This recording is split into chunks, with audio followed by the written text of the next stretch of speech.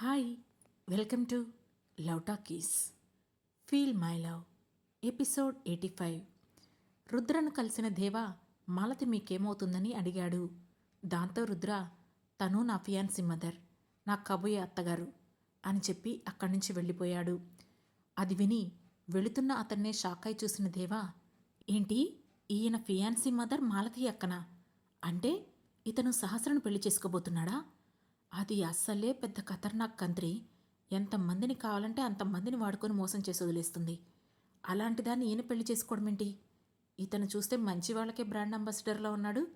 ఈయనకి ఇంత అన్యాయం జరగబోతుందా? దేవుడు ఎందుకు ఇలా చేస్తాడో అని తనలో తానే అనుకున్నాడు దేవా. అంతలోనే, అవును, ఇతను నాకు ఇంత హెల్ప్ చేస్తున్నాడు, ఇలాంటి ఆడదాన్ని అతని లైఫ్లోకి రానియకుండా చేయాలి, వెంటనే దాని గురించి ఈయనకు చెప్పాలి అని రుద్ర కోసం అతని వెనకే వెళ్ళాడు దేవా. కానీ అప్పటికే రుద్రకార్ అక్కడి నుండి ముందుకు వెళ్ళిపోయింది. అయ్యో, ఇంత మంచి మనిషి లైఫ్లో తనుండకూడదు అనుకుంటూ వెంటనే రుద్రకి ఫోన్ చేశాడు దేవా. రుద్ర మొబైల్ ప్రైవేట్ నెంబర్, అతను ఫీడ్ చేసుకుంటే తప్ప కాల్ చేయలేరు. అందువల్ల దేవా ఫోన్ కలవడం లేదు. ఫోన్ కలవడం లేదు. ఈవినింగ్ అమౌంట్ అరేంజ్ చేస్తా అన్నాడు కదా, ఖచ్చితంగా అప్పుడైనా అతనికి ఈ విషయం చెప్పాలి. ఆ రాక్షసి ఇతని లైఫ్లో ఉండకుండా చేయాలి అని ఫిక్స్ అయ్యాడు దేవా. మరోవైపు కాలేజీకి వెళ్ళిన సురభి మనసులో లేదు. ఏంటి ఈ మధ్య అన్నీ ఒకదాని వెంట ఒకటి ప్రాబ్లమ్స్ వస్తూనే ఉన్నాయి. నేను కిడ్నాప్ అవ్వడం, ఆ తర్వాత అమ్మకి హార్ట్అటాక్ రావడం, ఇప్పుడు సహస్రాక మిస్సింగ్. ఎందుకు నాకే ఇంత మెంటల్ టెన్షన్? ఒక్క క్లాస్ కూడా వినాలనిపించడం లేదు. ఇలా అయితే ఇక ఈ ఇయర్ నేను పాస్ అయినట్లే అని తనలో తాను అనుకుంటూనే క్లాస్ వినకుండా మరీ ఆలోచిస్తోంది సురభి. ఆమెనే చూస్తూ ఉన్నాడు ఓ వ్యక్తి. కాలేజీ నుంచి బయటికి వచ్చిన సురభి సరాసరి మాలతి ఇంటికి వెళ్ళింది. అతను అక్కడ కూడా ఆమె వెంట అక్కడి వరకు వెళ్ళాడు. ఆమె వెళ్ళేసరికి ఇంట్లో ఎవరూ లేరు. ఇదేంటి ఇంటికి తాళం వేసింది, ఆంటీ వాళ్ళు ఎక్కడికి వెళ్ళారు, అక్క గురించి ఏమైనా తెలిసిందో లేదో అని అనుకున్న సురభి వెంటనే మాలతి నెంబర్కి కాల్ చేసింది. ఆమె ఫోన్ నాట్ రీచబుల్ అని రావడంతో, ఏంటిది, ఆంటీ నెంబర్ కూడా కలవడం లేదు, వీళ్ళు ఎక్కడికి వెళ్ళుంటారు అని ఆలోచిస్తూనే వెనుతిరిగింది సురభి. అప్పటి వరకు ఆమెను ఫాలో అవుతూ వస్తున్న వ్యక్తి ఆమె వెనుతిరగడం చూసి ఆమె ఏ ఇంటి వరకు వెళ్ళిందో ఆ ఇంటి నెంబర్ నోట్ చేసుకొని మళ్ళీ సురభిని ఫాలో అవడం మొదలుపెట్టాడు. అక్కడి నుంచి బయలుదేరిన సురభి ఫ్లాట్కి వచ్చేసి తాను ఫ్లాట్కి వచ్చానని వీరేంద్రకు మెసేజ్ చేసి బెడ్పై వాలిపోయింది. ఆ మెసేజ్ చూసి సురభి ఇంత సడన్గా ఇంటికెందుకు వచ్చింది, ఏం జరిగి ఉంటుంది, సంథింగ్ ఈజ్ రాంగ్ అని అనుకున్న వీరేంద్ర హడావుడిగా ఇంటికి వచ్చాడు. తన దగ్గర ఉన్న స్పేర్ కీతో డోర్ ఓపెన్ చేసి సురభి కోసం ఆమె రూముకు వెళ్ళాడు. ఆమె ప్రశాంతంగా నిద్రపోతూ కనిపించింది. దాంతో మళ్ళీ ఆఫీస్కి తిరిగి వెళ్ళిపోయాడు వీరేంద్ర. అతను అటు వెళ్ళగానే అప్పటి వరకు సురభిని ఫాలో అయిన వ్యక్తి మెల్లగా ఆ ఇంట్లోకి రావడం కోసం తన దగ్గర ఉన్న ఫేక్ కీతో ఆ రూమ్ డోర్ లాక్ ఓపెన్ చేయాలని డోర్ పట్టుకున్నాడు. అంతే, అతనికి గట్టిగా షాక్ తగిలి ఒక్కసారిగా ఆ మనిషి ఎగిరి అవతల పడ్డాడు. ఇంతలో ఓ ఇద్దరు మాస్క్ వేసుకున్న వ్యక్తులు వచ్చి ఆ వ్యక్తిని అక్కడి నుంచి తీసుకెళ్ళిపోయారు. మరోవైపు హాస్పిటల్ నుండి ఆఫీస్కి వెళ్ళిన రుద్ర పెండింగ్ ఫైల్స్ కంప్లీట్ చేసుకుంటుండగా ఎంట్రీ ఇచ్చాడు రిషి. అతన్ని చూస్తూనే, హాయ్ రిషి, కమ్, నీకోసమే వెయిటింగ్ రా అని అన్నాడు రుద్ర. హాయ్ రుద్ర, కానీ నీ ఫేస్ ఏంటి అలా ఉంది, అసలు నువ్వేనా అని అతన్ని విచిత్రంగా చూస్తూ అడిగాడు రిషి. హలో హలో, ఆగు, నా ఫేస్ ఏమంత చండాలంగా లేదులే చిన్న స్మైల్తో అన్నాడు రుద్ర. అది సరేరా, అసలేం జరిగిందో చెప్పు, నువ్వెందుకు ఇలా అయిపోయావు, నన్నెందుకు ఉన్న పలంగా రమ్మని చెప్పావు, పైగా నా ఆఫీస్ పనులన్నీ అక్కడ వాళ్ళకి అప్పగించేసి మరీ నీ ఆఫీస్ చూసుకోవడానికి రమ్మన్నావు, ఎందుకు, అసలేం జరిగింది అని అడిగాడు ఋషి. చెబుతాను కూర్చో అని సీట్ చూపించిన రుద్ర తనకి సహస్రకి మధ్య లవ్ ప్రపోజల్ గురించి, ఆ తర్వాత సహస్ర మిస్ అయినంత వరకు షార్ట్కట్లో మొత్తం చెప్పేశాడు. అదంతా విన్నా రిషి గట్టిగా నవ్వి, నువ్వొక టాప్ బిజినెస్ మ్యాన్, అలాంటిది నీకు శత్రువులు ఉండడం కామన్ కదా, ఆ శత్రువులు ఖచ్చితంగా సహస్రం టార్గెట్ చేస్తారని నువ్వెందుకు ఎక్స్పెక్ట్ చేయలేదో నాకు అర్థం కావడం లేదు అని అన్నాడు. నేను ఎక్స్పెక్ట్ చేశానా లేదా అన్నది పక్కన పెడితే సెక్యూరిటీని మాత్రం బాగానే ఏర్పాటు చేశాను. అయినా తను మాత్రం వాళ్ళందరి కళ్ళు కప్పి కారులో నుండి బయటపడి రౌడీల చేతికి చిక్కింది. ఆ రౌడీలేమో ఇంకా షార్ప్గా ఉన్నారు, తనని పట్టేసుకున్నారు అని అన్నాడు రుద్ర. రుద్ర, మన వాళ్ళని కాపాడు కోసం మనం ఎంత దూరమైనా వెళ్ళాలి. సో అలా వెళ్ళడానికి నువ్వు రెడీగా ఉండు. ఇప్పుడు నీ ఈ ఆపరేషన్ సహస్రలో నేను చేయాల్సిందేంటి? ముందది చెప్పు. నన్నెందుకు పిలిచావు అని అడిగాడు రిషి. నువ్వు నాకు ప్రత్యేకంగా ఏం చేయాల్సిన అవసరం లేదులే. నా సహస్రాన్ని నేనే వెతుక్కుంటాను. కానీ నేను బయటికి వెళ్ళినప్పుడు నువ్వు ఆఫీస్ వర్క్ చూడాలి. ఇక్కడ ఎలాంటి ప్రాబ్లమ్స్ రాకుండా చూసుకో. అది చాలు అన్నాడు రుద్ర. ఓ అంతేనా? ఇక ఆ విషయం నాకు వదిలే, నేను చూసుకుంటాను అని అన్నాడు ఋషి.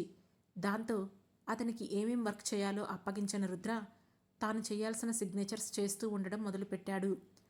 రుద్ర అప్పగించిన వర్క్ను అలా హోల్డ్లో పెట్టేసిన రిషి తన ఆలోచనలను సహస్ర వైపు మళ్లించాడు.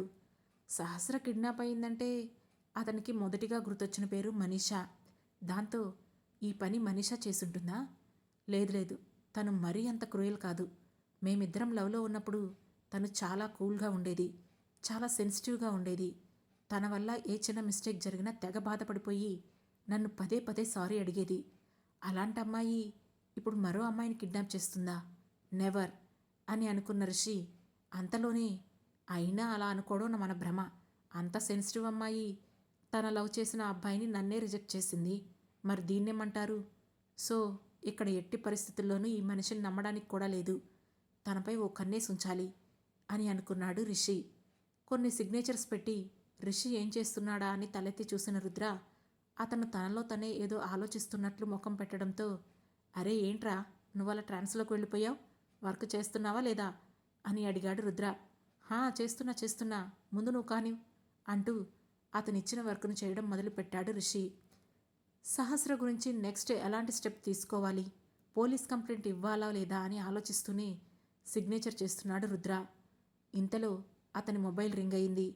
ఎవరా అని చూసిన రుద్రకి సెక్యూరిటీ చీఫ్ నుంచి ఫోన్ వస్తూ ఉండడంతో సహస్ర గురించి ఏమైనా తెలిసి ఉంటుందేమోనని హడావుడిగా ఫోన్ లిఫ్ట్ చేసి హలో అన్నాడు. హలో సార్, ఒక ఇంపార్టెంట్ ఇన్ఫర్మేషన్ దొరికింది అని కంగారుగా చెప్పాడు సెక్యూరిటీ చీఫ్. ఏంటా ఇన్ఫర్మేషన్ అని అడిగాడు రుద్ర. సార్, యాక్చువల్లీ ఆ రోజు సహస్ర గారిని కిడ్నాప్ చేసినప్పుడు ఆమెతో పాటు 2 వ్యక్తులున్నారు. వాళ్ళ దగ్గర 2 మొబైల్స్ ఉన్నాయి. ఆ 2 మొబైల్ ట్రాకర్స్ని ఇప్పుడే చెక్ చేశాం. ఆ మొబైల్స్ 2 వేరువేరు చోట్లలో ఉన్నాయి. సో ఆ మొబైల్ ఉన్న వ్యక్తుల్ని పట్టుకుంటే మనకి సహస్ర మేడం ఇన్ఫర్మేషన్ దొరుకుతుంది అని చెప్పాడు సెక్యూరిటీ చీఫ్. ఇన్ని రోజులు ఆ పని చేయకుండా ఏం చేస్తున్నారు? సీరియస్ అవుతూ అడిగాడు రుద్ర. సార్, ఆ కార్ సిటీ దాటి వెళ్ళిపోయింది కదా, ఆ కార్ డ్రైవర్ను పట్టుకొని అతన్ని బుక్ చేసుకున్న వాళ్ళ నెంబర్ తీసుకోవడానికి ఈ టైం పట్టింది అని సంజాయిషి ఇచ్చాడు సెక్యూరిటీ చీఫ్. సరే, ఇంతకీ ఆ మొబైల్ సిగ్నల్స్ ఎక్కడ ఎండ్ అవుతుంది అని అడిగాడు రుద్ర. వాళ్లలో ఒక వ్యక్తి ఇక్కడి నుంచి సరిగ్గా 100 కిలోమీటర్ల అవతల కొండల మధ్య ఏదో కుగ్రామంలో ఉన్నట్లు కనిపిస్తుంది సార్. ఆ గ్రామం చుట్టూ కొండలు ఉండడంతో ఖచ్చితంగా మనం అక్కడికి వెళ్ళాక ట్రెక్కింగ్ చేస్తూ వెళ్లాల్సి రావచ్చు అని చెప్పాడు సెక్యూరిటీ చీఫ్.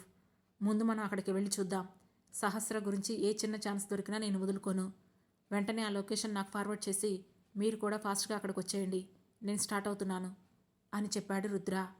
ఓకే సార్, మేము కూడా వెంటనే స్టార్ట్ అవుతాం అని చెప్పాడు security chief. Rudra call cut చేసి ఉన్న పళంగా ఫైల్స్ అన్నీ క్లోజ్ చేసి పైకి లేవడంతో, ఏంట్రా ఏమైంది అని అడిగాడు రిషి. అరే రిషి, సహస్రని కిడ్నాప్ చేసిన ఒకడి అడ్రస్ దొరికిందిరా. వాడిని పట్టుకుంటే ఏదైనా ఇన్ఫర్మేషన్ దొరకొచ్చు.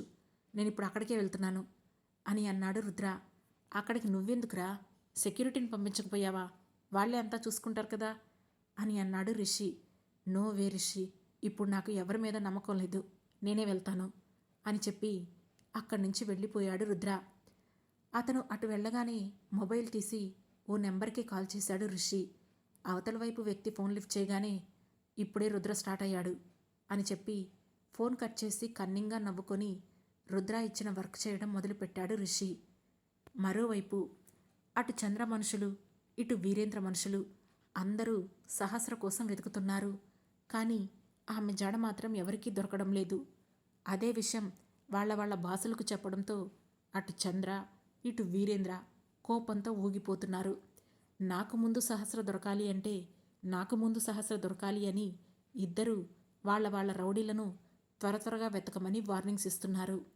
ఇవేమీ తెలియని సురభి ఏమో సహస్ర గురించి ఆలోచిస్తోంది. మరోవైపు ఆలస్యం అమృతం విషం అనుకున్న మౌనిత వెంటనే తన మేనల్లుడితో కూతురి పెళ్లి చేయడం కోసం ముహూర్తాలు చూస్తుంది. అలాగే విరాజ్ కూడా చంద్ర ఇచ్చిన డ్రగ్ను చాలా తక్కువ మోతాదులో తీసుకొని జాగ్రత్తగా హాస్పిటల్ నుంచి బయటికి రావడానికి ప్రయత్నం చేస్తున్నాడు. ఎప్పటికప్పుడు కొడుకు గురించి ఆరా తీస్తున్న మౌనిత ఇక అతన్ని బయటికి తీసుకువచ్చిన తర్వాత వెంటనే ఫారెన్లో చేర్పించాలని ముందుగానే ఫారెన్లో ఓ మంచి కాలేజీలో అతనికి బోలెడు డబ్బులు పోసి సీటు కూడా కొనేసింది. అలానే అక్కడ అతన్ని చూసుకోవడానికి నమ్మకమైన 2 వ్యక్తులను కూడా అరేంజ్ చేసింది. ఇక విరాజ్ బయటికి వచ్చిన 2వ రోజే అతను ఫారెన్ వెళ్ళడానికి అన్ని ఏర్పాట్లు చేసేసింది. ఇక ఈ విషయాలేవి చంద్రకు తెలియకుండా జాగ్రత్త పడింది మౌనిత. బట్ చంద్ర ఆలోచనలు మరోలా ఉన్నాయి. కొడుకు గురించి బయటికి రాకుండా జాగ్రత్త పడుతూనే అతను బయటికి వచ్చిన వెంటనే యూత్ లీడర్ని చేయడానికి తన ఏర్పాట్లలో తను ఉన్నాడు. ఇంకా అతను 10 సంవత్సరాలు తన మినిస్టర్ పదవిలోనే ఉండాలనుకుంటున్నాడు. అలా ఉండాలంటే అతడికి యూత్ లీడర్గా విరాజ్ సపోర్ట్ చాలా అవసరం ఉంటుంది. దాంతో అతను తన ప్రయత్నాలు మానడం లేదు. ఇద్దరిలో ఎవరి పంతం నెగ్గుతుందో కాలమే నిర్ణయించాలి. మరోవైపు తన చీఫ్ సెక్యూరిటీతో కలిసి సహస్రను కిడ్నాప్ చేసిన రౌడీ ఫోన్ లొకేషన్ ఆధారంగా ఓ కొండ ప్రాంతానికి వచ్చాడు రుద్ర. కార్ దిగిన రుద్ర దగ్గరకు పరిగెత్తుకుంటూ వచ్చిన సెక్యూరిటీ చీఫ్, సార్, ఈ లొకేషన్ ఖచ్చితంగా ఈ కొండ లోపల చూపిస్తుంది. ఇప్పటికే మన వాళ్ళు చుట్టూ చెక్ చేస్తున్నారు. కానీ కొండ లోపలికి వెళ్ళడానికి ఎలాంటి ద్వారం కనిపించడం లేదు. కాబట్టి ఖచ్చితంగా ఏదో సొరంగ మార్గం ఉండే ఉంటుంది అని చెప్పాడు. సరే, వెంటనే అది ఎక్కడుందో కనిపెట్టండి అని రుద్ర కూడా ఆ కొండను జాగ్రత్తగా స్కాన్ చేయడం మొదలుపెట్టాడు. అందరూ కలిసి అదే పనిలో ఉండగా రుద్ర కొండకు ఉత్తరం వైపు అడుగులు వేస్తూ ఉన్నాడు. ఇంతలో అనుకోకుండా ఒకచోట కొండలో కొంత భాగం విచిత్రంగా కనిపించడంతో అటువైపుకు వెళ్ళాడు రుద్ర. అక్కడ అచ్చం కొండలాగే ఉన్న ఒక ఇనుప గేటు కనిపించింది. దాంతో వెంటనే సెక్యూరిటీ చీఫ్ను పిలిచాడు రుద్ర. అతను రాగానే, ఇది బహుశా సొరంగ మార్గానికి దారై ఉంటుంది. దీన్ని వెంటనే ఓపెన్ చేసే ఏర్పాటు చేయండి అని చెప్పాడు. దాంతో దాన్ని కాసేపు పరిశీలించి వెంటనే టూల్ కిట్ తెప్పించిన సెక్యూరిటీ చీఫ్ చాలాసేపు ప్రయాసపడి ఆ గేట్ను తెరిపించాడు. ఆ గేటు దాటి లోపలికి వెళ్ళగానే అంతా చీకటిగా ఉంది. వెంటనే అందరూ తమ మొబైల్ ఫ్లాష్ లైట్స్ ఆన్ చేశారు. దాంతో కొంచెం లైటింగ్ కనిపించింది. ఆ లైటింగ్లోనే అందరూ ఒకరి వెంట ఒకరు లోపలికి వెళుతూ ఉండగా ఏదో అనుమానం వచ్చిన రుద్ర, వెయిట్ అని అన్నాడు. ఏమైంది సార్ అని అడిగాడు సెక్యూరిటీ చీఫ్. నథింగ్, ఒక 3 సెక్యూరిటీ గార్డ్స్ ఈ గేట్ దగ్గరే వెయిట్ చేస్తూ ఉండండి, మిగిలిన వాళ్ళు ముందుకు పదండి అని చెప్పాడు. దాంతో సెక్యూరిటీ ఓ 3ని సెలెక్ట్ చేసి అక్కడే ఉండమని చెప్పి మిగిలిన వాళ్లతో రుద్రతో కలిసి ముందుకు నడిచాడు. అలా కొద్ది దూరం వెళ్ళాక వాళ్ళకి మరొక ఇనుప గేటు కనిపించింది. దాంతో ఆ గేటును కూడా చాలాసేపు కష్టపడి ఓపెన్ చేశాడు సెక్యూరిటీ చీఫ్. అలా అటు ఇటుగా మరో 3 ద్వారాలు ఉన్నాయి. ఒకటి లెఫ్ట్కి ఉంటే మరొకటి రైట్ సైడ్కి ఉన్నాయి.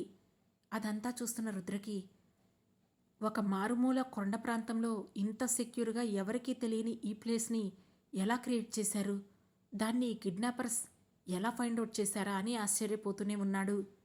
అలా ఇంచుమించు 4-5 గేట్లు దాటుకొని పోయిన రుద్రకి, సెక్యూరిటీ చీఫ్కి ఆ తర్వాత మాత్రం అంతా ఖాళీ ప్రదేశమే కనిపించింది. దాంతో సెక్యూరిటీ చీఫ్ అలసిపోయినట్లుగా చుట్టూ చూస్తూ, సార్, ఎటు చూసినా అంతా ఒకేలా కనిపిస్తుంది. ఇక ఇదే ఫైనల్ అనుకుంటా. ఇక్కడి నుంచి మనం ఎటువైపు వెళ్ళడానికి దారి కనిపించడం లేదు అని చెప్పాడు.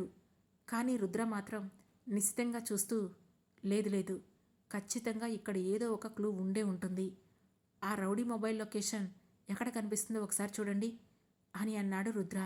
దాంతో వెంటనే లొకేషన్ ట్రేస్ చేసిన సెక్యూరిటీ చీఫ్ షాక్ అవుతూ, సార్, ప్రజెంట్ ఆ లొకేషన్ ఇక్కడ కనిపించడం లేదు.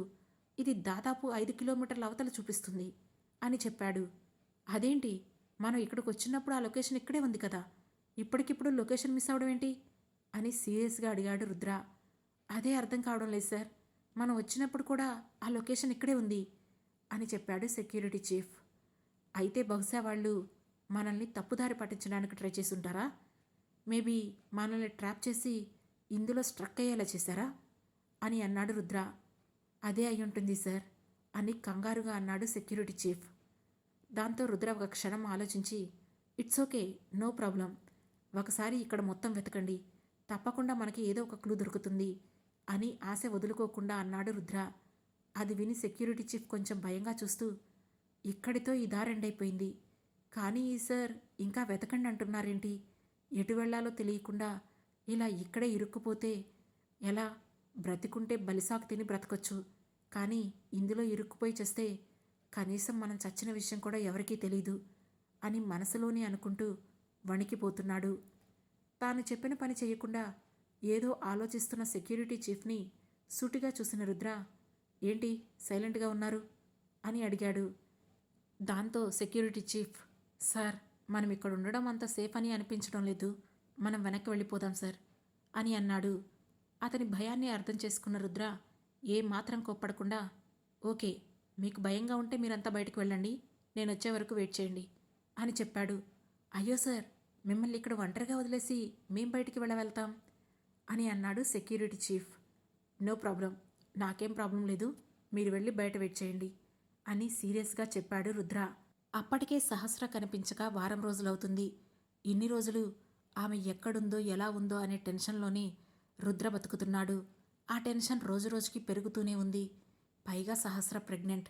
అందుకే ఎలా అయినా సరే ఆమెను కనిపెట్టాలని, తనకి తన కడుపులోని బిడ్డకు ఏం కాకూడదని, వాళ్ళకి ఏమైనా అయితే లైఫ్ లాంగ్ తను ఆ బాధని మోయాలని గిల్ట్ ఫీల్ అవుతున్నాడు రుద్ర. అందుకే అతను ఖచ్చితంగా అక్కడ ఏదో క్లూ ఉంటుందని దాన్ని వెతకాలని ట్రై చేస్తున్నాడు. ఇక సెక్యూరిటీ చీఫ్కు అక్కడి నుంచి వెళ్లాలో వద్దో అర్థం కాక సతమతమవుతుంటే, మరేం పర్వాలేదు, మీరంతా వెళ్ళిపోండి, నేనొస్తాను అని వాళ్లతో మరోసారి చెప్పి చుట్టూ వెతకడం మొదలుపెట్టాడు రుద్ర.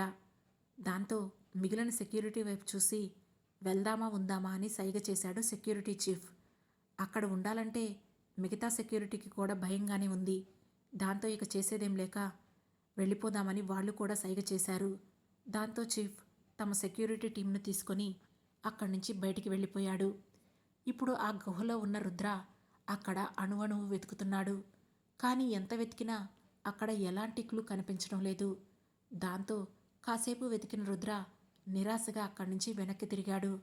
ఒక 4 అడుగులు ముందుకు వేసిన రుద్రకి కాలికి ఏదో తగలడంతో అతను ముందుకు పడబోయేవాడు కాస్త పక్కనే గోడ పట్టుకొని ఆగాడు.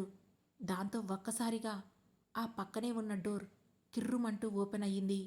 అది చూసి షాక్ అయ్యాడు రుద్ర. డోర్ పూర్తిగా ఓపెన్ అవ్వగానే హడావుడిగా లోపలికి వెళ్ళిన రుద్ర ఎదురుగా కనిపించిన దృశ్యం చూసి షాక్తో బిగుసుకుపోయాడు. ఇంతకీ ఆ గుహలో ఏం కనిపించింది, రుద్ర ఏం చూశాడు తెలుసుకోవాలంటే వెంటనే మా లవ్ టాకీస్ ఛానల్ను సబ్స్క్రైబ్ చేసుకొని ఫీల్ మై లవ్లోని నెక్స్ట్ ఎపిసోడ్ను వినండి. మీకు ఈ కథ నచ్చినట్లయితే వెంటనే లైక్ చేసి, షేర్ చేసి, కామెంట్ చేసి మమ్మల్ని సపోర్ట్ చేయండి. Thanks for watching.